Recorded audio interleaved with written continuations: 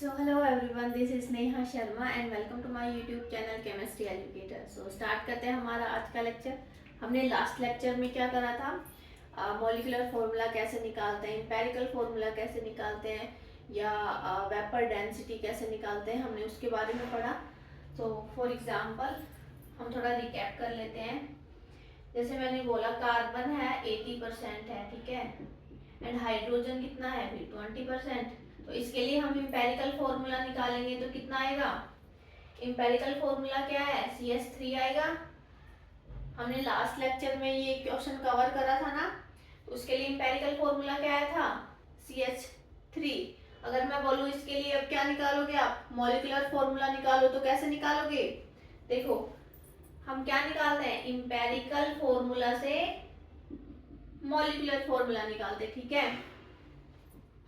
और हमें क्या गिवन दिया होता है, जैसे मॉलिक्यूलर वेट, ठीक है, लेट्स से मैं बोल देती हूँ 30, ठीक है।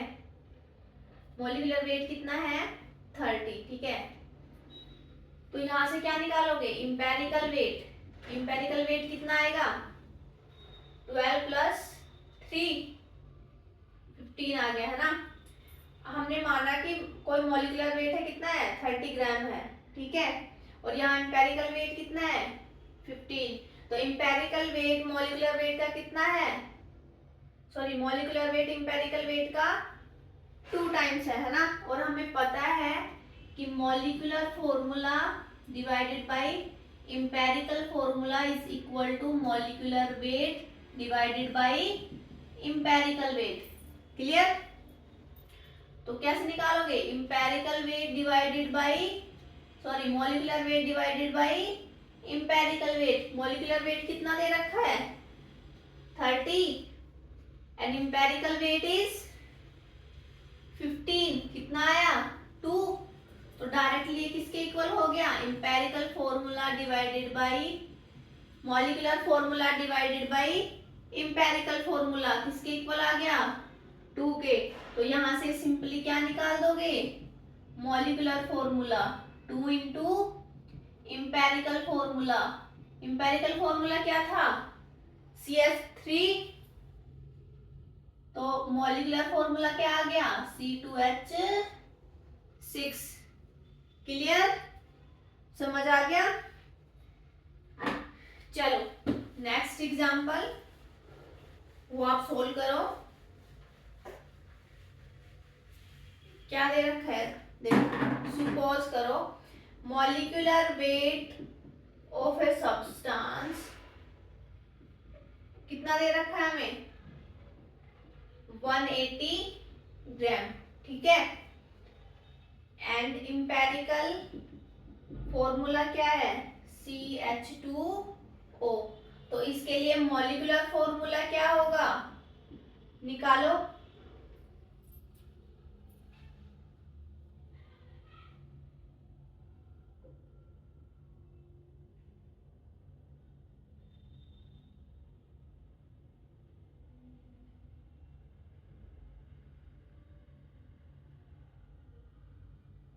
देखो क्या गिवन है हमें, मॉलिक्यूलर वेट कितना है 180, इंपेरिकल फॉर्मूला दे रखा है CH2O।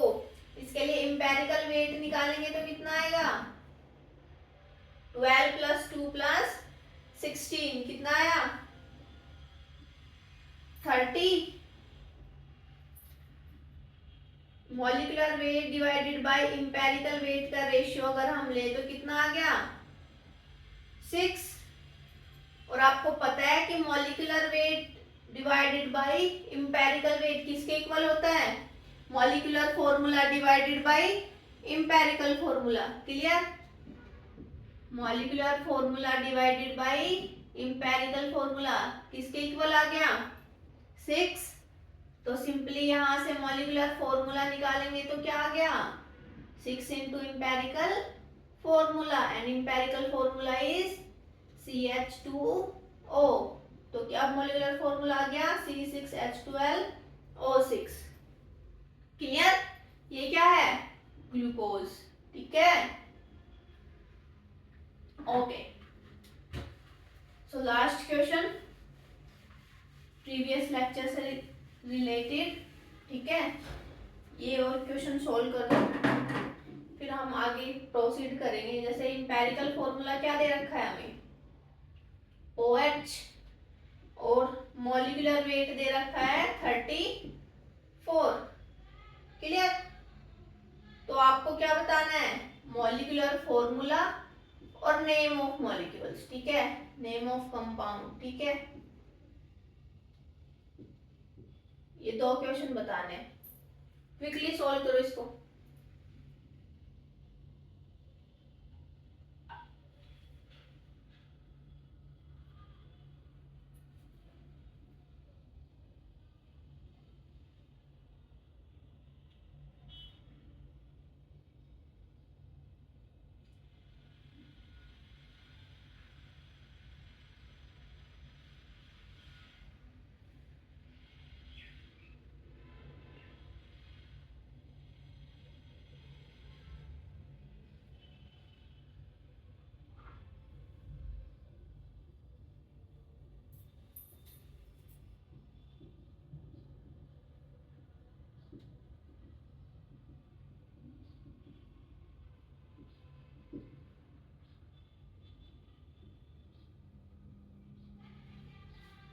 देखो,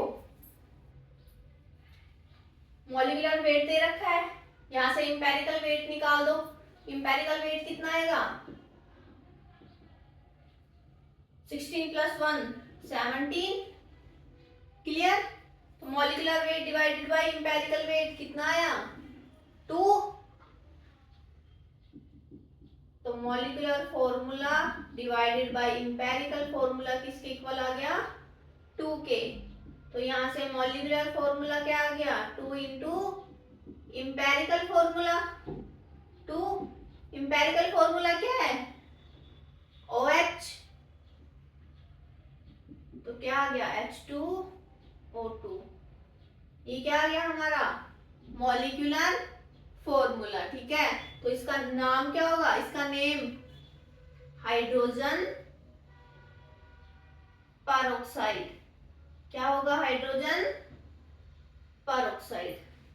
क्लियर? आई होप आपका प्रीवियस लेक्चर भी कवर हो गया होगा। अगर आप कुछ समझ नहीं आया, कुछ डाउट होगा इसमें, तो क्लियर हो गए होंगे, है ना।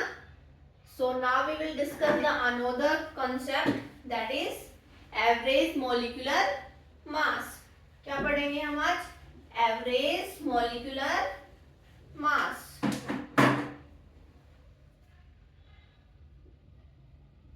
एवरेज मॉलिक्यूलर मास, ठीक है। लेट्स से मैं कोई एग्जांपल देती हूँ आपको। कोई टर्म है 15, 20 एंड 25। अगर मैं बोलूं इनके लिए क्या निकालो आप, एवरेज, इनका एवरेज कैसे निकालोगे, इनको क्या कर दो, ऐड, और जितनी टर्म्स हैं उतनी डिवाइड कर दो, है ना। कितना आया, 60 + 3 20। तो इनका एवरेज कितना आ गया, 20, है ना। जैसे फॉर एग्जांपल 10 10, और कोई टर्म ले लो 20 20 20, ठीक है। इसके लिए एवरेज निकालोगे तो क्या आएगा, इसका एवरेज क्या निकालोगे, या तो 10 + 10 + 20 + 20 + 20 + 20 डिवाइडेड बाय 6, या फिर कैसे लिख दोगे आप, 10 इंटू कितने टाइम्स है, 2 + 20 कितनी बार आया, 4 times, divided by total terms कितनी है, 6। क्लियर? तो यहां से क्या आ गया, 20 + 60, 20 + 80 है ना, 100 डिवाइडेड बाय 6, ठीक है। तो जो आएगा वो क्या आ गई, एवरेज। क्लियर। और इस टाइप के जो एवरेज है उसको हम क्या बोलेंगे फिर, वेटेड एवरेज। क्या बोलेंगे, वेटेड एवरेज। ठीक है,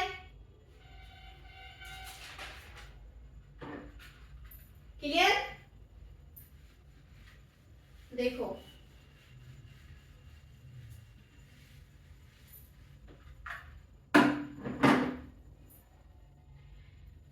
जैसे मान लो कोई स्टूडेंट ए है, कोई स्टूडेंट बी है ना।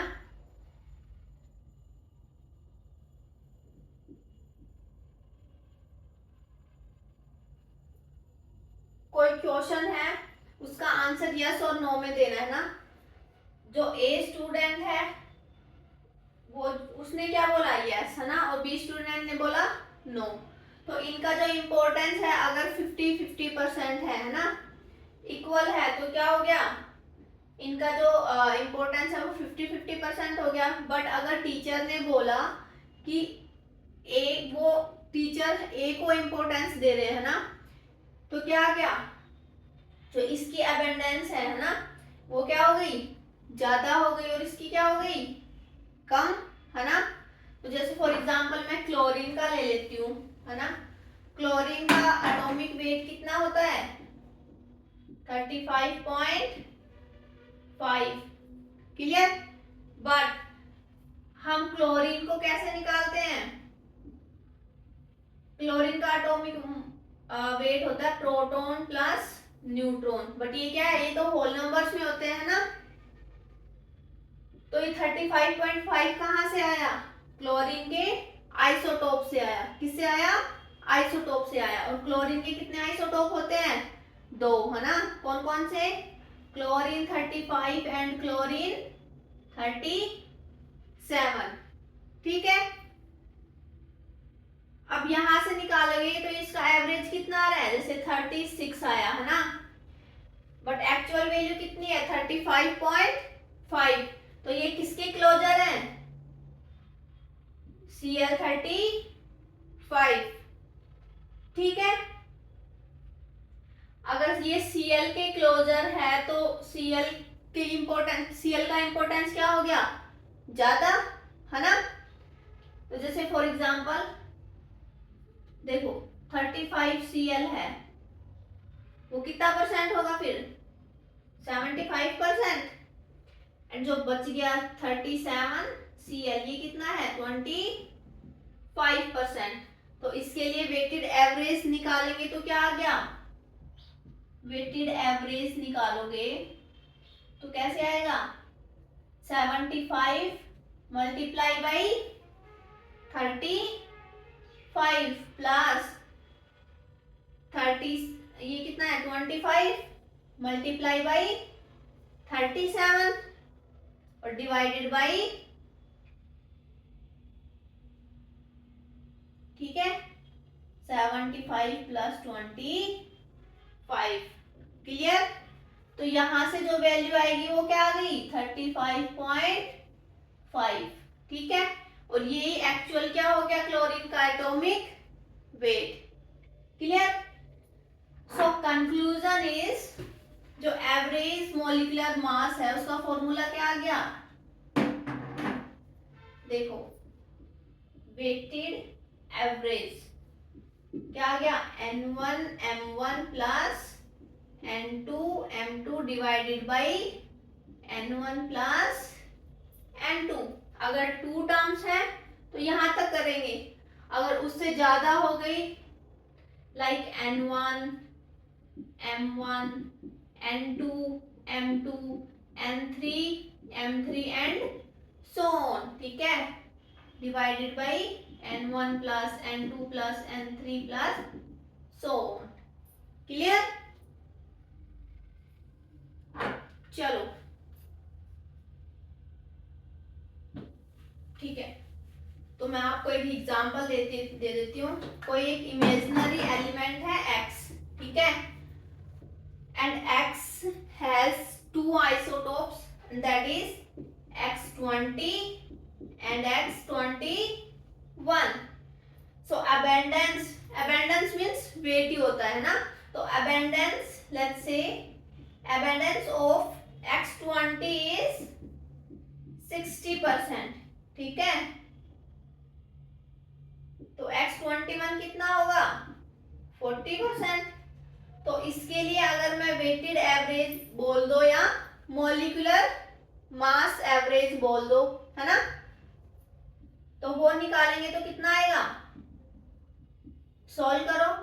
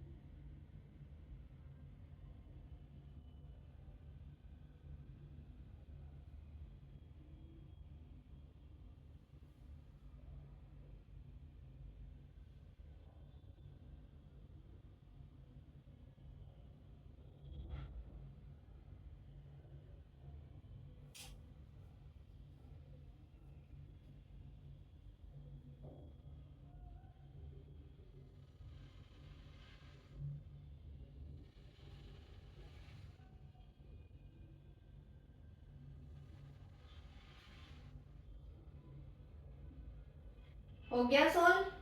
देखो कैसे सोल्व करेंगे, एम एवरेज का फॉर्मूला क्या होता है, n1 m1 plus n2 m2 divided by n1 plus n2, clear. तो यहां से n1 क्या है 60, m1 20 plus n2 40 multiply by 21 divided by 60 plus 40, ठीक है। तो इसको सोल्व करेंगे तो क्या आ गया 1200, 840, 20 40 डिवाइडेड बाई 100, तो कितना आ गया 20.4। Average molecular mass is 20.4, clear. चलो next example, let's try one मोर।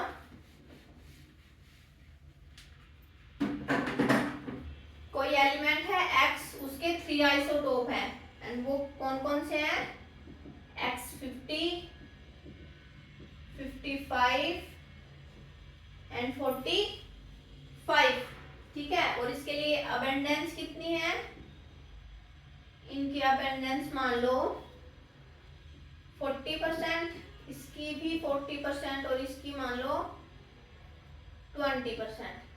तो इसके लिए एवरेज मॉलिक्यूलर मास क्या आएगा, सॉल्व करो।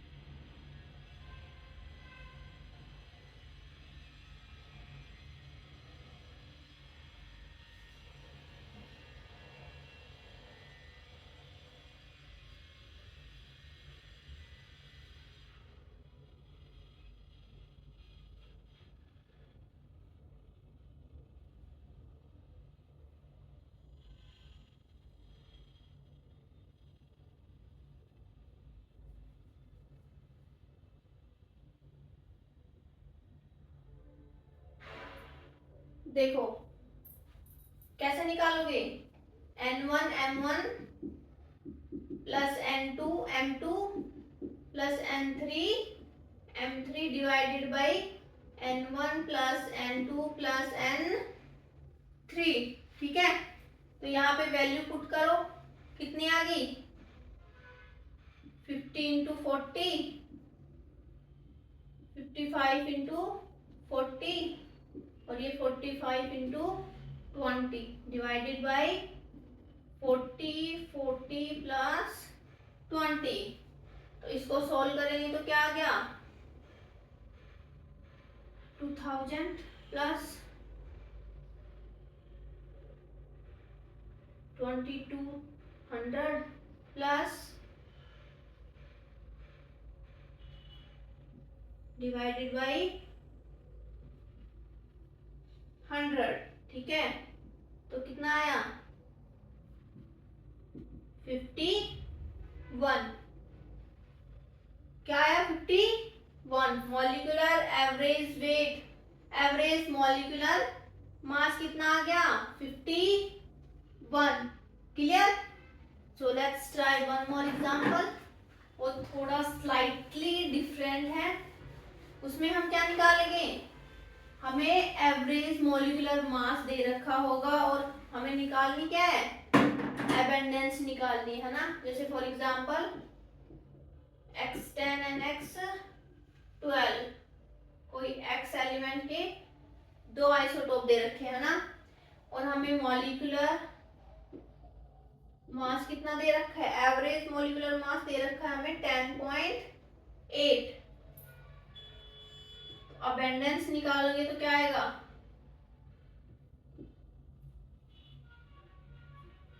कैसे सॉल्व करेंगे अबेंडेंस निकालोगे तो देखो हमें दे रखा है एवरेज मॉलिक्यूलर मास। तो बाई अगर हम ऑप्शनल में देखें ना, क्वेश्चन आ गया तो ऑप्शन को एलिमिनेट कैसे करेंगे। देखो 10.8 दे रखा है हमें एवरेज मॉलिक्यूलर मास। ठीक है, इनका जैसे मान लो जो एवरेज आया वो 11 है ना, तो ये किसके क्लोज होगा 10.8 किसके क्लोज है x10 के, है ना। तो इसकी अबेंडेंस क्या होगी ज्यादा। ठीक है, जैसे फॉर एग्जांपल इसकी x मान लो है ना, अबेंडेंस कितनी है x%, तो इसकी कितनी आएगी 100 माइनस x। क्लियर। तो यहां से फिर निकाल दो m average n1 plus n1 m2 n2 n1 m1 plus n2 m2 है ना, n1 प्लस n2 क्या आ गया x into 10 plus 100 minus x into 12 divided by x plus 100 minus x। ठीक है, तो यहां से जो x की वैल्यू आएगी वो क्या आ गई x10 का अबेंडेंस, और 100 में से x की वैल्यू माइनस करने के बाद क्या आ गई अबेंडेंस किसकी आ गई x12 की। क्लियर। चलो let's try an example.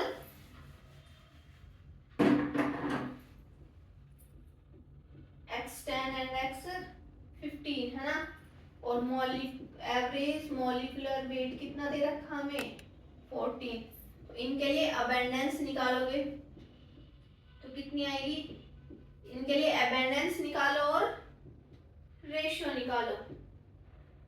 Ratio किसका x10 एंड x15 का है ना, तो निकालो।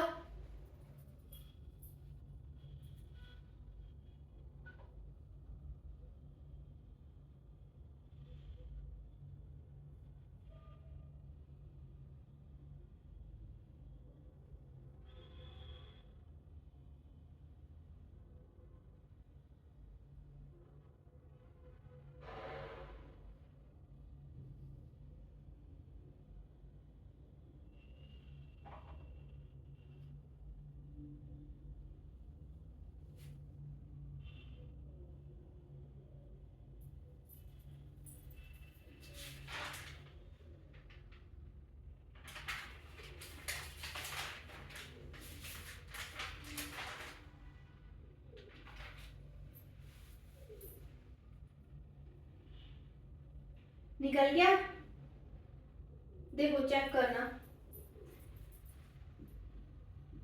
Average molecular mass n1 m1 plus n2, m2 divided by n1 plus n2। यहाँ पे वैल्यू पुट करो, क्या आ गया, हम इसको क्या मान लेंगे, x, तो ये क्या आ गया 100 माइनस एक्स। क्लियर। तब यहाँ पे वैल्यू पुट करेंगे तो क्या आ गया, x into 10 plus n2 100 minus x multiply by m2 कितना है 15 divided by x plus 100 minus x. और एवरेज मॉलिक्यूलर वेट कितना है 14। तब इसको सोल्व करोगे तो क्या आ गया, x से x cancel, 10x plus 15 100 minus 5 15x है ना, डिवाइडेड बाई 100। तो यहां से सोल्व करने पर x कितना आ गया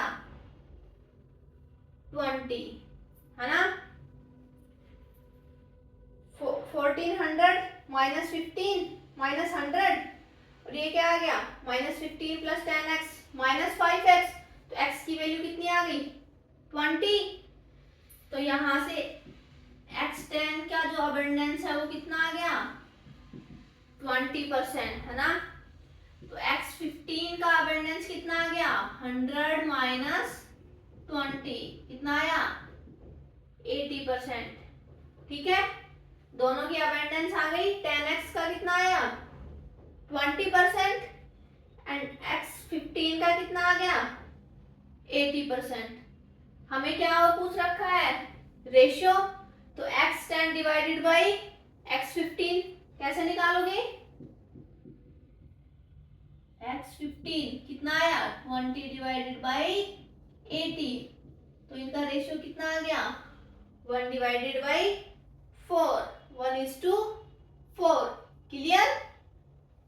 चलो, जैसे हमने एवरेज मॉलिक्यूलर वेट निकाला, सिमिलरली हम क्या निकाल देंगे वेपर डेंसिटी एवरेज है ना। कैसे निकालोगे, average molecular weight n1 m1 n2 m2 and so on divided by n1 plus n2 and so on. तो एग्जैक्टली सिमिलर क्या होगा वेपर डेंसिटी एवरेज, ये क्या हो गया जो वेपर डेंसिटी होता है वो क्या होता है मॉलिक्यूलर वेट डिवाइडेड बाय 2। तो ये क्या आ गया molecular weight average divided by 2 है ना। इन अदर वे अगर हम और कैसे लिख सकते हैं, इस फॉर्म में लिखे तो कैसे आएगा n1 vapour density 1 n2 vapour density 2 divided by n1 plus n2। Clear, आ गया समझ में। चलो, so now we will discuss the new term and that is specific gravity. क्या है स्पेसिफिक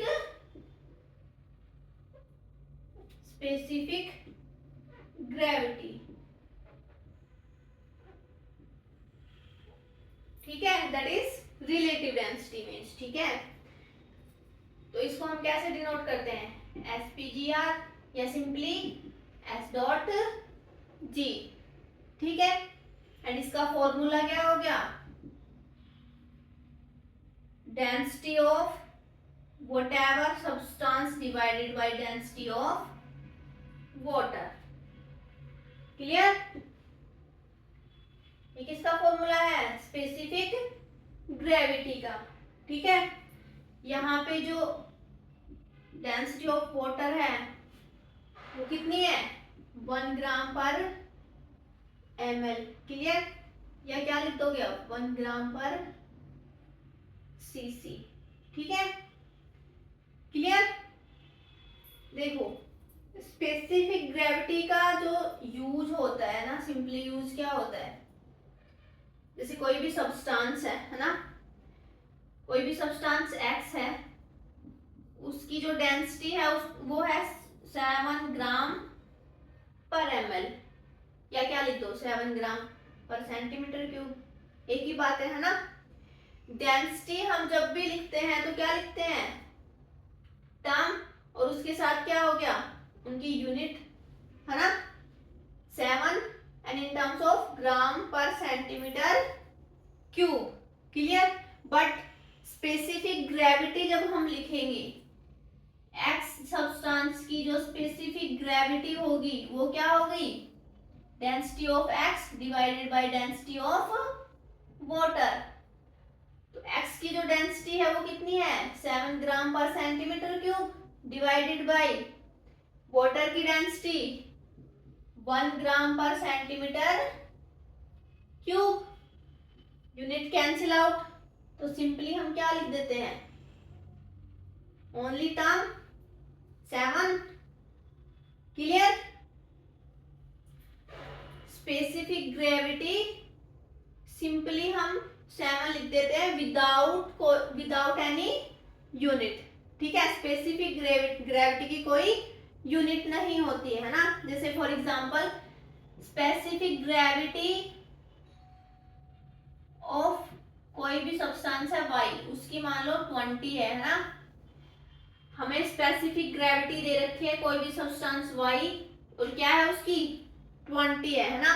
तो यहाँ से सिंपली हम डेंसिटी लिख सकते हैं, y की डेंसिटी क्या लिख दोगे, विद यूनिट आ जाएगी है ना, 20 यूनिट लिख दो सिंपली। क्लियर। चलो एक एग्जांपल ले लेते हैं ना।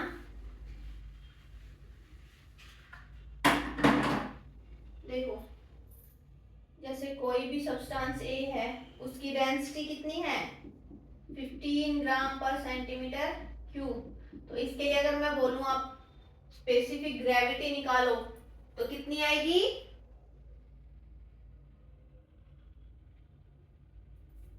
15।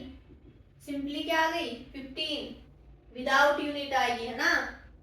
ठीक है, जो स्पेसिफिक ग्रेविटी होती है वो एग्जैक्टली सिमिलर किसके होती है, वेपर डेंसिटी के। देखो specific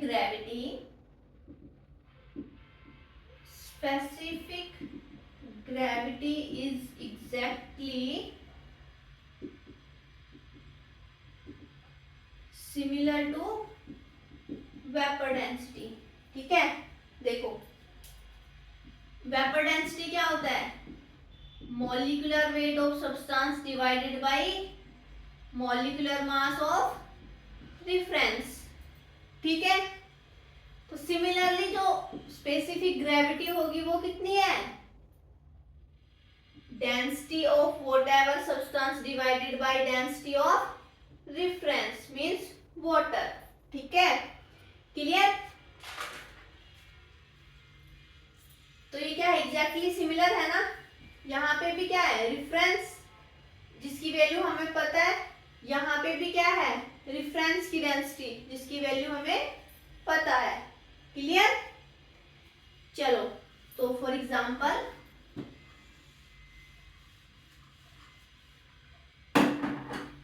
let's say the density of x ये दे रखी है हमें 500 ग्राम पर लीटर।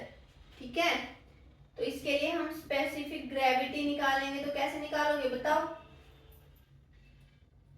यूनिट चेक करना है ना, निकालो इसके लिए।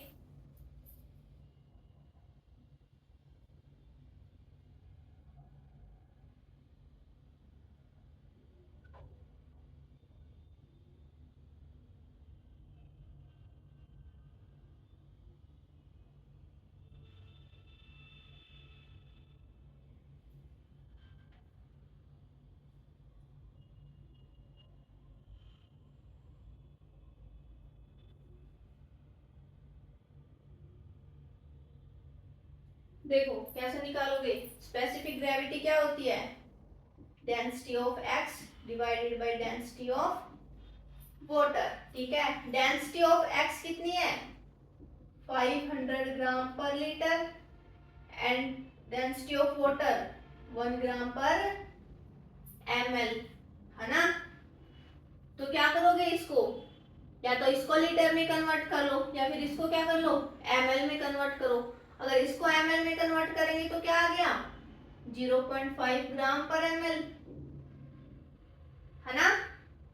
कैसे आया, जैसे 500 gram divided by 1 litre, 1 litre को ml में कन्वर्ट करोगे तो क्या आ गया,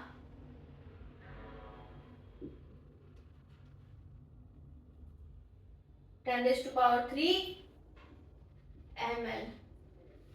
क्लियर। तो यहां से क्या आ गया, 0.5 ग्राम पर ml, ग्राम पर ml, and density of water is 1 ग्राम पर ml। तो यहां से कितनी आ गई स्पेसिफिक ग्रेविटी, 0.5।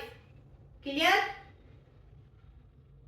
और यहां से अगर हम यहां से देखें, अगर इसको हम ml को लीटर में कन्वर्ट करें तो फिर क्या आ गया,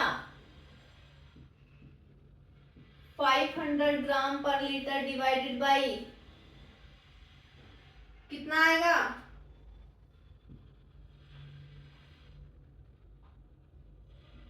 1000 ग्राम पर लीटर।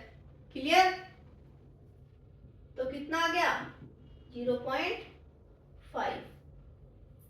क्लियर, आ गया समझ। चलो एक लास्ट एग्जांपल कर दो, फिर हम कुछ डेफिनेशन देखेंगे। ठीक है। कोई सब्सटेंस ए है, उसकी डेंसिटी है 40 किलोग्राम पर मीटर क्यूब। ठीक है। तो इसके लिए स्पेसिफिक ग्रेविटी क्या होगी, क्विकली सॉल्व करो।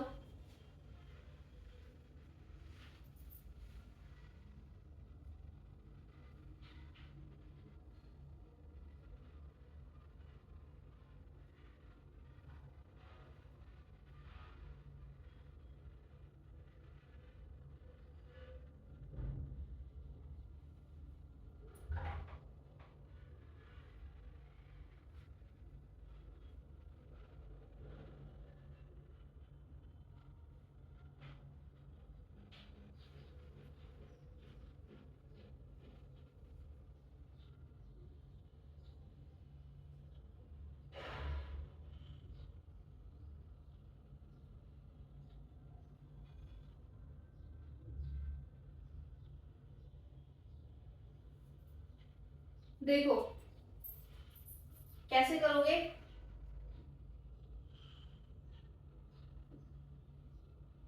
कितना आया, A डिवाइडेड बाई वाटर, है ना।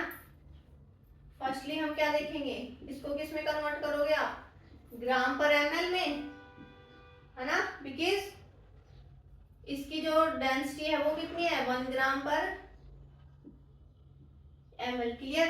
तो इसको भी ग्राम पर ml में कन्वर्ट करो, तो कैसे करोगे, ये कितना है 40 kilogram divided by 1 metre cube. 40 kilogram को ग्राम में कन्वर्ट करने के लिए 1000 से मल्टीप्लाई करने के बाद ये क्या आ गया, 1 मीटर क्यूब कितने लीटर के बराबर होता है, 1000 लीटर में कन्वर्ट करा 1000, बट हमें किसमें चाहिए, ml में। तो ml लीटर को ml में कन्वर्ट करने के लिए क्या कर दोगे, 1000 से और मल्टीप्लाई कर दो, है ना। ml कितना आ गया, 0.04 ग्राम पर ml। तो यहां से फिर डायरेक्टली क्या आ गया, स्पेसिफिक ग्रेविटी 0.04। क्लियर, आ गया समझ में। स्पेसिफिक ग्रेविटी कैसे निकालते हैं, एवरेज मॉलिक्यूलर मास कैसे निकालते हैं, आ गया समझ। चलो तो कुछ हम डेफिनेशन देख लेते हैं, उनको आप नोट डाउन कर लेना। ठीक है। देखो first definition is 1 AMU। What is 1 AMU, बताओ।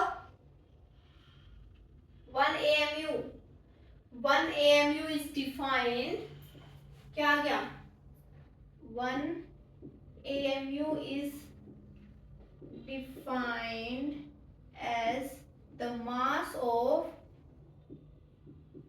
112 of C12 एटम, ठीक है। और सिमिलरली कहीं कहीं हमें क्या मिल जाता है, 1U AMU की को रिप्लेस करके हम क्या लिख सकते हैं, U भी लिख सकते हैं ना।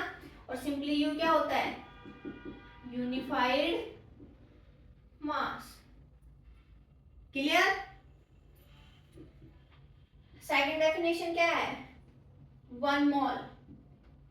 व्हाट इज 1 मोल,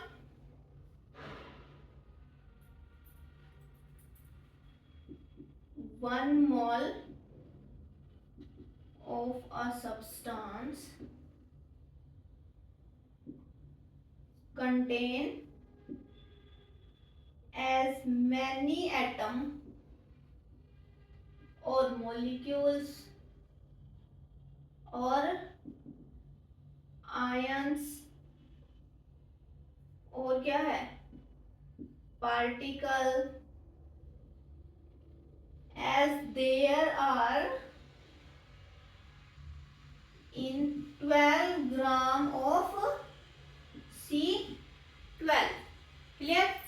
1 moles क्या होता है, 1 mole of a substance contain as many atom, molecules, ions and particles as there in 12 gram of C12 atom, ठीक है।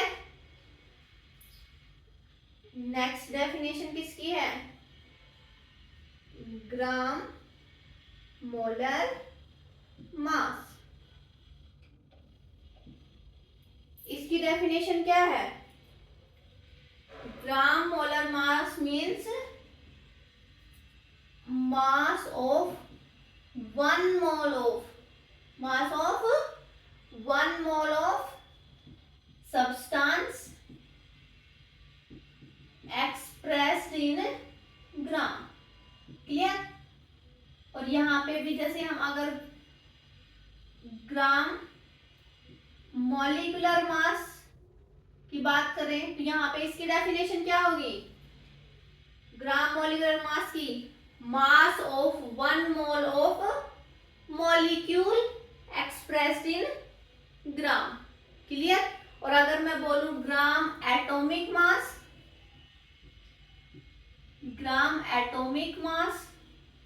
इसकी डेफिनेशन क्या आएगी, mass of 1 mole of atom, है ना, mass of 1 mole of atom expressed in gram, clear. हम moles कैसे निकालते थे,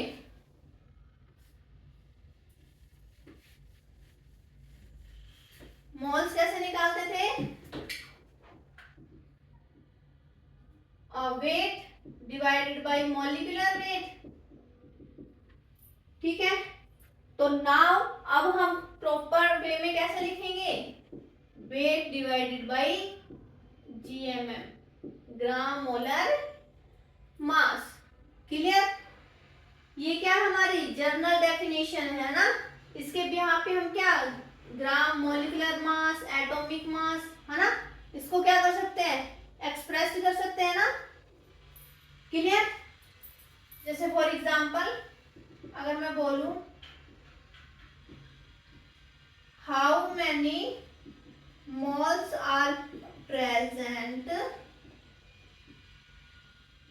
इन 80 ग्राम ऑफ कैल्शियम, तो इसके लिए कैसे निकालेंगे, तो इसके लिए क्या आ गया, ग्राम मोलर मास कितना आ गया, ग्राम मोलर मास ऑफ कैल्शियम 40 ग्राम, है ना, 40 ग्राम पर मोल, क्लियर, ठीक है। तो यहां से मोल्स निकाल दो, weight divided by GMM, weight कितना दे रखा है 80 gram divided by GMM 40 gram per mole, तो कितना आ गया, 2 मोल्स आ गए। क्लियर। सिंपली जब हम लिख रहे थे molecular weight, but proper way में कैसे लिखोगे, ग्राम मोलर मास। क्लियर। चलो अब मैं कुछ टर्म्स दे रही हूँ, है ना, थोड़ी सी ट्रिकी है ना। देखो जैसे मैंने बोला 1 ग्राम एटम, 1 ग्राम मॉलिक्यूल,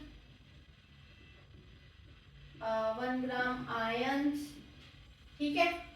और मैं बोल रही हूँ 1 gram of atoms and 1 gram of molecules, है ना। इसमें और इसमें क्या डिफरेंस है, क्या डिफरेंस होगा, ये है 1 ग्राम ऑफ एटम मीन्स यहाँ पे वेट की बात हो रही है ना, यहाँ पे वेट की बात हो रही है। और यहाँ पे क्या है, 1 ग्राम एटम्स मीन्स यहाँ पे क्या हो रहा है, 1 ग्राम एटम्स, यहाँ कई बार यहाँ पे हाइफन भी लिख देते हैं ना, या सिंपली क्या लिख देते हैं 1 ग्राम एटम्स। तो यहाँ किसकी बात हो रही है, यहाँ किसको दिखाओगे, मॉल्स को। किसको दिखाओगे, मॉल्स को। 1 gram atom means 1 mole of atom and 1 gram of atom means weight of atom, ठीक है। ये 1 gram molecules means 1 mole of molecules. Clear. और ये 1 मोल ऑफ आयंस। क्लियर।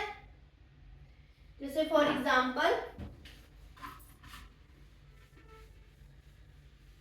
मैं कोई टर्म दे रही हूं, उसको बताना है what is the mass, what is mass of, first question है हमारा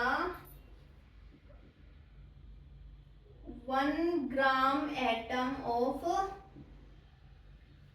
कैल्शियम, सेकंड है 1 gram of oxygen atom, third one 1 gram atom of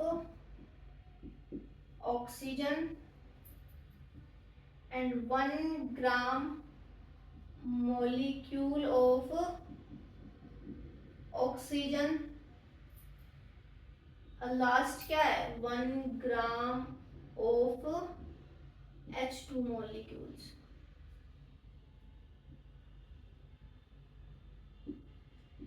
इनके लिए सॉल्व करो, इनका आंसर क्या आएगा,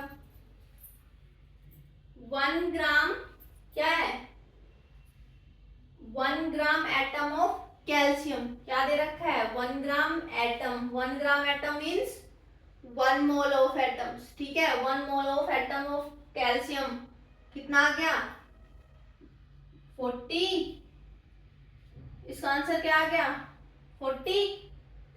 इसमें क्या दे रखा है सेकंड में 1 gram of oxygen atom, 1 gram of atom, तो कितना आएगा, सिंपली क्या है वेट दे रखा है, तो इसका आंसर तो क्या आ गया 1 ग्राम, है ना।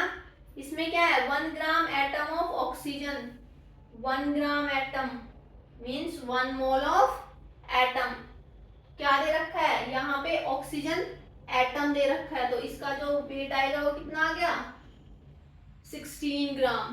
क्लियर। यहाँ पे क्या आ गया 1 ग्राम मॉलिक्यूल्स ऑफ ऑक्सीजन, अब यहाँ पे क्या क्या दे रखा है 1 gram molecules means 1 mole of molecule, ठीक है। तो यहाँ पे ऑक्सीजन क्या क्या दे रखा है मॉलिक्यूल्स, यहाँ पे क्या था एटम, तो यहाँ पे वेट कितना आया 16 ग्राम, यहाँ पे क्या है मॉलिक्यूल्स, तो यहाँ पे ऑक्सीजन का कितना वेट आएगा 32 ग्राम मीन्स यहाँ पे क्या दे रखा है O2। क्लियर। यहाँ बताओ 1 ग्राम ऑफ H2 मॉलिक्यूल्स, यहाँ पे क्या दे रखा है 1 ग्राम ऑफ एटम या ऑफ मॉलिक्यूल्स, तो यहाँ पे सिंपली क्या दे रखा है हमें वेट दे रखा है ना। तो यहाँ पे इसका आंसर क्या आ गया फिर 1 ग्राम। क्लियर, आ गया समझ में? आई होप आपको अच्छे से समझ आ गया होगा।